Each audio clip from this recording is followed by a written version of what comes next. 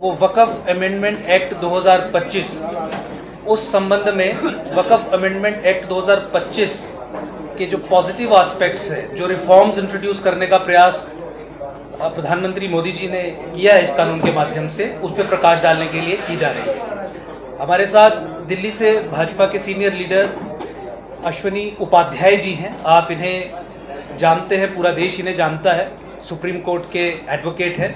साथ में हमारे साथ भारतीय जनता पार्टी के मुख्य प्रवक्ता, chief spokesperson J and K senior advocate Sunil Sethi ji हैं। उनके साथ ही state spokesperson doctor Abhijeet Jasrotia ji हैं। हमारे साथ मुनीश खजूरिया जी हैं, बीजेपी के सीनियर लीडर हैं, पूर्व जिला प्रधान हैं। और हमारे साथ अजय वैद्य जी हैं, जो स्टेट के पब्लिसिटी सेक्रेटरी हैं भाजपा के। मैं निवेदन प्रेस के बंधुओं से यही करूंगा कि डिटेल में वक़फ़ अमेंडमेंट एक्ट 2025 पे जो हमारे मेन स्पीकर, की स्पीकर दिल्ली से चल के आए हैं, उनकी बात सुन लें। और वक़फ़ एक्ट अमेंडमेंट एक्ट 2025 के संबंध में जब इनका वक्तव्य समाप्त हो जाता है तो आप इनसे सवाल पूछें, ताकि वक़फ़ अमेंडमेंट एक्ट 2025 के बारे में सही जानकारी जम्मू कश्मीर के निवासियों तक पहुंचे। बहुत बहुत धन्यवाद आपका आने का। मैं सवाल केवल वक्फ के और मेरा निवेदन आपसे यही रहेगा कि ये press conference Waqf act amendment act 2025 के संबंध में की जा रही है। आपके जितने भी सवाल हैं वक़फ़ एक्ट 2025 और अश्विनी जी द्वारा कही गई बातों के दायरे में निवेदन यही है कि रहें, ताकि इस प्रेस कॉन्फ्रेंस का जो असली मकसद है वो पूरा हो सके। बहुत बहुत धन्यवाद। अश्विनी जी। बहुत बहुत धन्यवाद अंकुर जी। आप सब लोगों को धन्यवाद देता हूं, खबर पालिका के सभी सदस्यों को। आप लोग इस बहुत ही महत्वपूर्ण विषय के लिए सब लोग इकट्ठा हुए हैं। भारत संविधान से चलता है। संविधान का मतलब ही है समविधान, सबके लिए एक समान विधान, एक जैसी व्यवस्था सबके लिए। भारत के संविधान में वैसे वक्फ शब्द नहीं है। भारत के संविधान में चैरिटी शब्द है। उसी को, चैरिटी को हिंदू दान कहते हैं, मुस्लिम्स उसको वक्फ कहते हैं। दान सब लोग करते हैं, हिंदू भी करते हैं, जैन भी करते हैं, बौद्ध भी करते हैं, सिख भी करते हैं। लेकिन दान हमेशा अपनी वस्तु का किया जाता है। दान बहुत ही पवित्र शब्द है, वक्फ बहुत ही पवित्र शब्द है। इसका मतलब यह हुआ कि पहली बात तो वक्फ वो जमीन की जाती है जो अपनी होती है, दूसरों की नहीं की जाती है। दूसरा, जो जमीन वक्फ हो जाती है वो केवल उसी कार्य के लिए उपयोग होती है जिस कार्य के लिए उसको वक्फ किया गया। दान जिस लिए किया जाता है उसी के लिए उपयोग होता है। मैं माननीय प्रधानमंत्री जी को धन्यवाद दूंगा, आभार व्यक्त करूंगा कि उन्होंने ये जो पुराना वाला वक्फ एक्ट था इसको संशोधित करके नया कानून बनाया।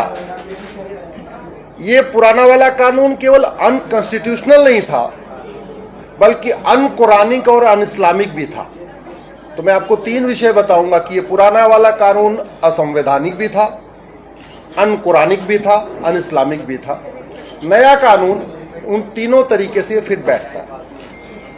अन इस्लामिक क्यों? अन इस्लामिक इसलिए कि वक्फ जिस लिए किया जाता है वो जमीन उसी उपयोग के लिए आना चाहिए। अब किसी ने अगर जमीन वक्फ कर दिया और उस पे अगर बियर बार खुल गया और शराब पीना इस्लाम में हराम है, तो अपने आप में एक तरीके से वक्फ की धज्जियां उड़ गई। अगर वक्फ की हुई जमीन पे डांस बार खुल गया और डांस करना ही इस्लाम में हराम है, तो उस वक्फ की प्रॉपर्टी की पूरी, मतलब जिस लिए किया गया वो सब बेकार हो गया। अगर वक्फ की प्रॉपर्टी पे शुअर का गोश्त बेचा जा रहा है तो वो पूरा वक्फ बेकार हो गया। और अभी तक पुराने कानून के अंतर्गत जो जमीनें वक्फ हो रही थी, वहां पे वक्फ की जमीनों पे बियर बार खुल रहा था, वक्फ की जमीनों पे डांस बार खुल रहा था, वक्फ की जमीनों पे हुक्का बार खुल रहा था, वक्फ की जमीनों पे सट्टा बार खुल रहा था, वक्फ की जमीनों पे कैसीनो खुल रहा था, वक्फ की जमीनों पे शुअर का मांस बेचा जा रहा था। ऐसे अनेक कार्य हो रहे थे जो इस्लाम में हराम है। दूसरी बात, वक्फ जो है, वक्फ, दान, चैरिटी, तीनों एक ही शब्द है। अपनी जमीन की जाती है, दूसरों की नहीं। अपनी जमीन जो जायज तरीके से कमाई गई हो, पुश्तैनी जमीन हो या मेहनत ईमानदारी से खरीदी गई जमीन हो। दूसरों की जमीन को कब्जा करके उसको वक्फ प्रॉपर्टी डिक्लेयर करना, यह भी अपने आप में अनकॉन्स्टिट्यूशनल भी है और हराम भी है। और यह देखा गया कि इस कानून का दुरुपयोग करके यह किया गया। गांव समाज की जमीन थी, गरीबों की जमीन थी, भूमिहीनों की जमीन थी, मजलूमों की जमीन थी, चुपचाप उसको वक्फ प्रॉपर्टी डिक्लेयर कर दिया गया और डिक्लेयर करके उसको बेच भी दिया गया। ऐसे देश में अनेक ऐसे केस हैं जहां वक्फ प्रॉपर्टी पे 5 स्टार होटल चल रहा है, जहां वक्फ प्रॉपर्टी पे लोग अपना धंधा व्यापार कर रहे हैं, वहां मैरिज हॉल बने हुए हैं, वहां पे जो है अनेक जिम बने हुए हैं, सारे वो काम हो रहे हैं जो इस्लाम में नहीं होने चाहिए। तो ये भी चल रहा था। ये जो नया कानून आया, पहले तो इसने ये कानून कहा है जिसमें सेक्शन 40, जिसमें अनब्रिडल्ड पावर थी, अनलिमिटेड पावर दे रखी थी वक्फ बोर्ड को कि जहां हाथ रखे वही जमीन उसकी, न कागज देखना, न कागज दिखाना, न कोई जिम्मेदारी, न कोई अकाउंटेबिलिटी, न कोई रिस्पॉन्सिबिलिटी, जहां जमीन हाथ रख दे वही जमीन उसकी। उस सेक्शन 40 को इसमें बदला गया है।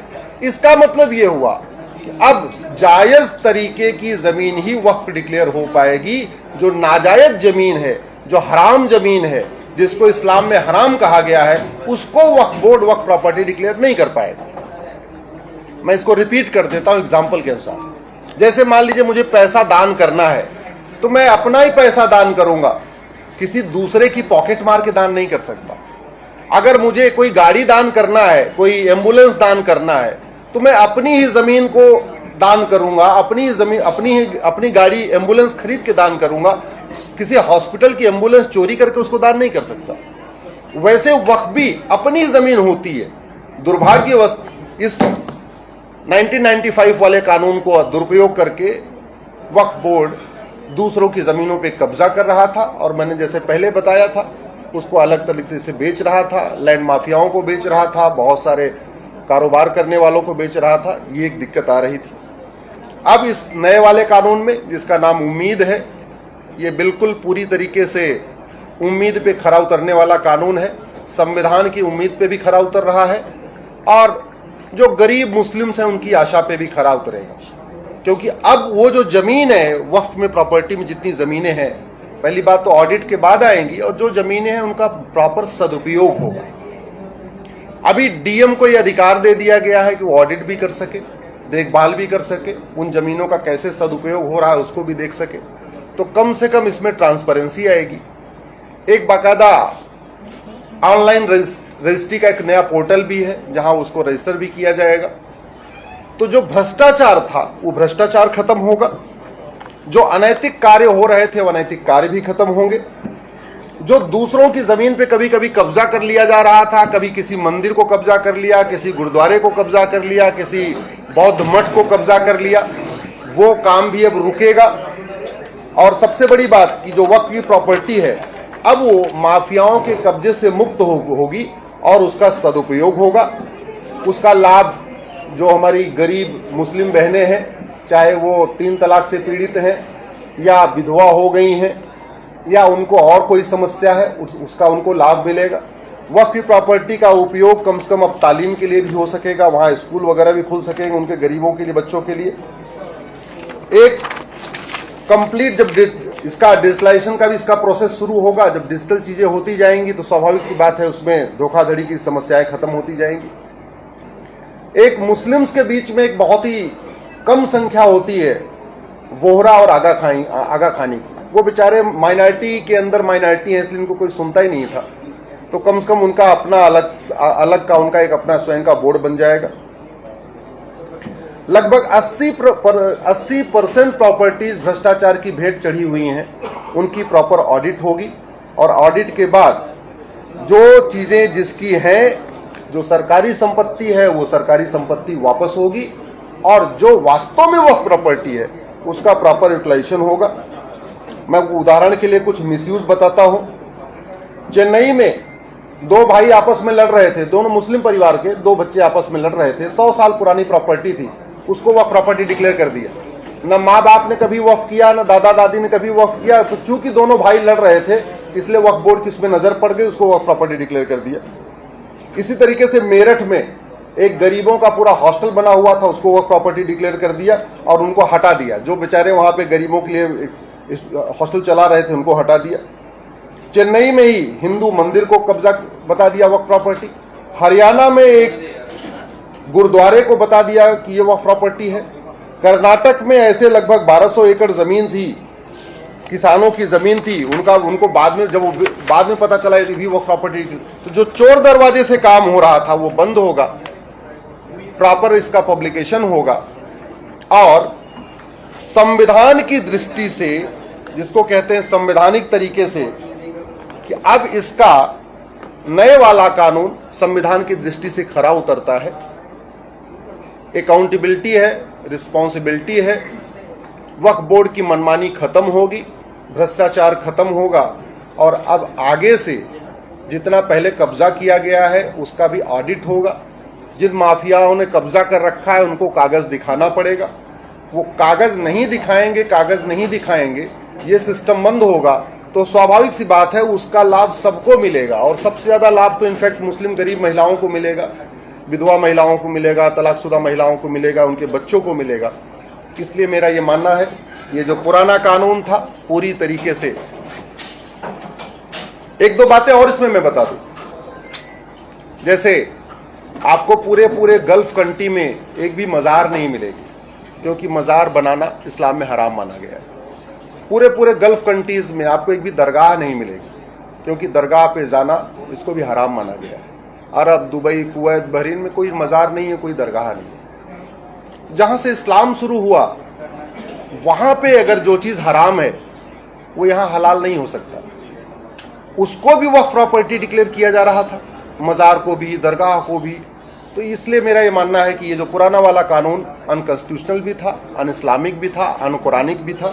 ये नया वाला कानून संवैधानिक भी है, इस्लाम की दृष्टि से भी अच्छा है।